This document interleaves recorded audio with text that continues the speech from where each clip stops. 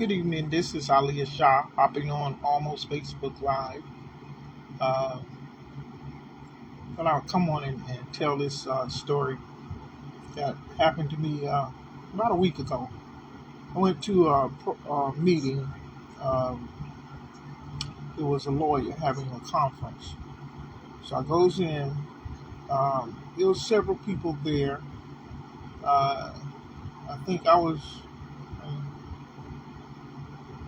three people of my color, and everybody else were white or Asian. And I know people say, "Oh, that's racist." Whatever. I didn't make racism, and I didn't make people colored the color they are. So I'm just telling the story. So bite that bullet and listen. So anyway, I goes into this meeting with this lawyer, and this young lady, and she's talking about what her firm could offer. And so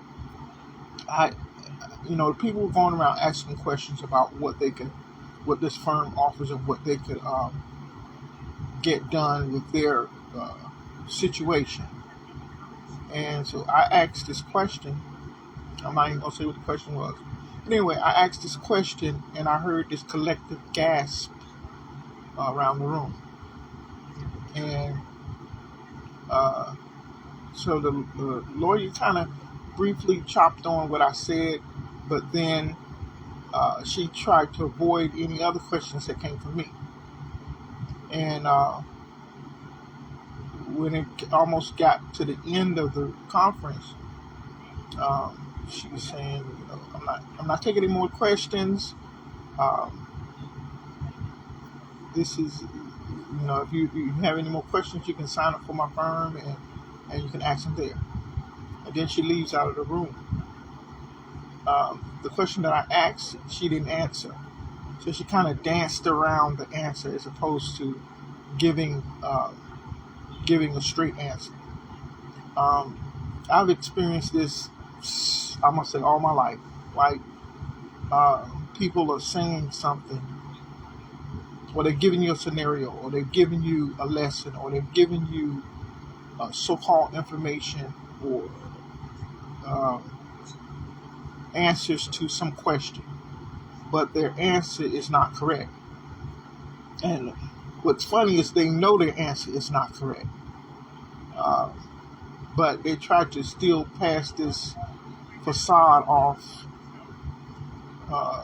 for you to believe in, I guess. I don't know. I was talking one time, and I was talking about how little babies, they ask you a question, and you answer the question, and then they go, why? And then you answer that question, and they just keep going, why? So it makes the question bigger, and it basically starts a whole conversation. Sometimes people, they don't believe that what you have, well, I'm going to say it like this. They don't believe that you are good enough for what you have. They feel that you don't deserve whatever it is.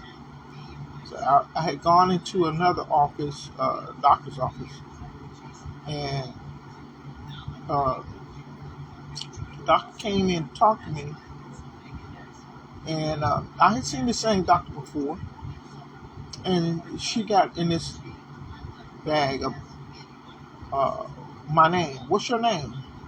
How did you get your name? Where did it come from? Who are your people? Where are your people from?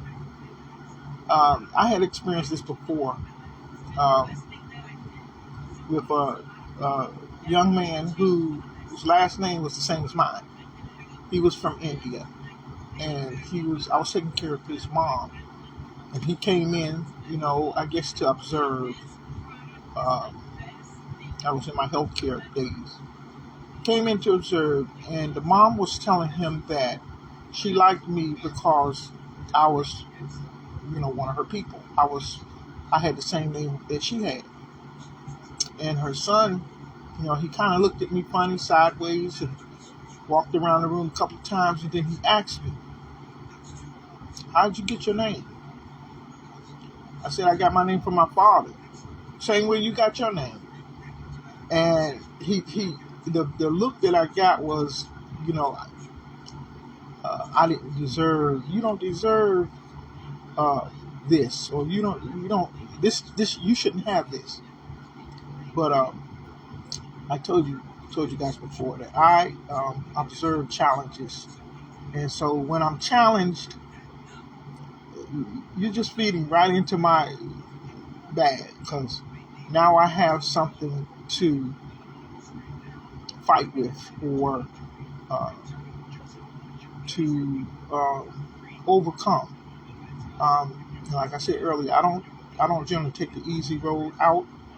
Um, the harder road is more challenging, and once you overcome it, you feel 10 feet tall. And I was talking about this doctor thing. I had this doctor in Florida, uh, Dr. Ali, and uh, we was fighting, he was battling, and I had prayed to God and said, look, I don't want him removed. I don't want Dr. Ali removed. I don't want this challenge removed, but I want to be given the strength to climb this mountain, as opposed to taking it away. Let me battle through this. I wanna come out on the other side victor, but I want to go through the art of climbing this mountain. Uh, because basically, when you go through a challenge and you come out on the other side, you're stronger. It says what there's a saying that says what you experience that does not kill you makes you stronger.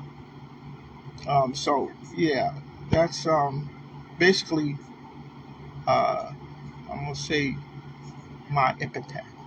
That's something that I enjoy. Um, I also enjoy uh,